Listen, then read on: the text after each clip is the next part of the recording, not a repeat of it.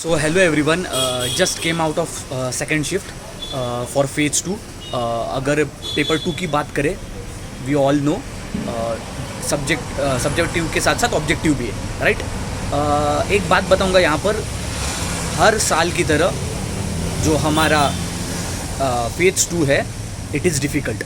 Objective की बात करें, बहुत सारे क्वेश्चंस थे। मैं क्वेश्चंस के बारे में बताऊंगा कौन से क्वेश्चंस थे जो अभी मुझे याद आ रहा है। अभी तो मैं खुद मेंटल ब्लॉक में हूँ कि just I give the exam, but the point is very simple कि आपका फेज 2 का जो पेपर 2 होगा वो हद से ज़्यादा डिफ़िकल्ट होगा। और इस साल मैं ये नहीं कहूँगा फिर से कि करने लायक था, हाँ करने लायक तो था, but if you compare with the phase 1 level, ये बहुत अच्छे लेवल का पेपर था, खास करके इसका ऑब्जेक्टिव पार्ट। क्योंकि सब्जेक्टिव पार्ट में कुछ भी आ जाए, हम कुछ ना कुछ तो लिखेंगे। पहले हम सब्जेक्टिव के बारे में बात करते हैं।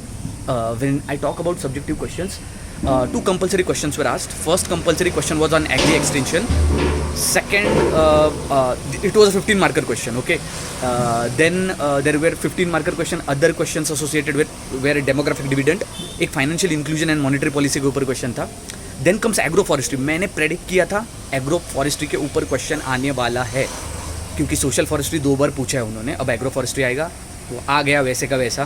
So it's good for all the students who actually saw the sessions free. ठीक है. Apart from the descriptive answer writing का जो हमारा सेशन था, उसमें ऑलरेडी हमने एक एग्रो फॉरेस्ट्री के ऊपर क्वेश्चन लिया था, और यही जो क्वेश्चन पेपर में आया वही एग्जैक्टली लिया था. What is agro forestry, objective functions, ये वो. ठीक है.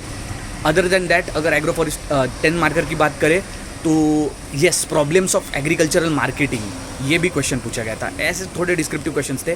अब मैं फिर से बोलता हूँ, डिस्क्रिप्टिव क्वेश्चंस जो आए थे थोड़े से मतलब सिंपल नहीं आए थे, वो भी डिफिकल्ट थे, कंसिडर करते हैं. बट डिस्क्रिप्टिव क्वेश्चंस में हम कुछ ना कुछ आंसर्स लिख के आते हैं. सो इट्स वेरी इजी कि आप कुछ ना कुछ लिख के आओ, आपको मार्क्स मिले. बात करते हैं ऑब्जेक्टिव की. अभी ऑब्जेक्टिव भाई बहुत डिफिकल्ट था, लेट्स एक्सेप्ट इट, बट इतना भी डिफिकल्ट नहीं था जो हम RBI ग्रेड बी का वगैरह कंपेयर करते हैं. Okay, it's a decent level, हमें सबको पता है phase 2 is an level up. So overall मैं बात करूँ तो सिकल सेल एनीमिया के ऊपर एक पैराग्राफ था. विश्वकर्मा स्कीम थी जो कि मैंने बताया था आएगी, कंफर्म फिर से आएगी. जो बजट में हमारे स्कीम्स मेंशन थे, most of the schemes are there in the paper. NRLM था, MG नरेगा था. ठीक है. MG नरेगा के ऊपर तो उन्होंने एक पैसेज देके 4 क्वेश्चन पूछे. ठीक है. इसके अलावा स्वामित्व स्कीम क्वेश्चन था. Then KVK scheme, KVK or Krishi Vigyan Kendra have been recommended by which of the committee. ये मैंने फेज़ 1 में ये बहुत बार क्वेश्चन लिया था, और वो फेज़ 2 में आ गया actually. And yes, these were some of the questions. Overall review, it's a difficult question paper. It's a very difficult question paper, and as compared to phase 1, phase 2 I expected it कि phase 2 यही आएगा. If you ask myself, given analysis or maybe my opinion, ये paper moderate था. जिसने बहुत अच्छे से पढ़ाई की है उसके लिए ये पेपर मॉडरेट था, और जो ऐसे ही चला गया है उसको ये पेपर बहुत डिफिकल्ट था. And those people are going to cry in the objective section. Objectives में वो इतना रोते कि भाई डिफिकल्टी लेवल हाई था, but apart from that overall paper moderate level. Okay, so this was the self analysis.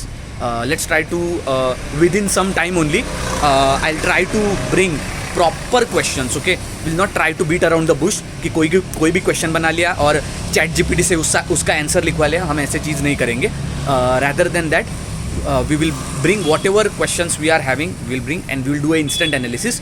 Tomorrow we will do a complete analysis with proper solutions. Okay, so thank you very much. See you next time.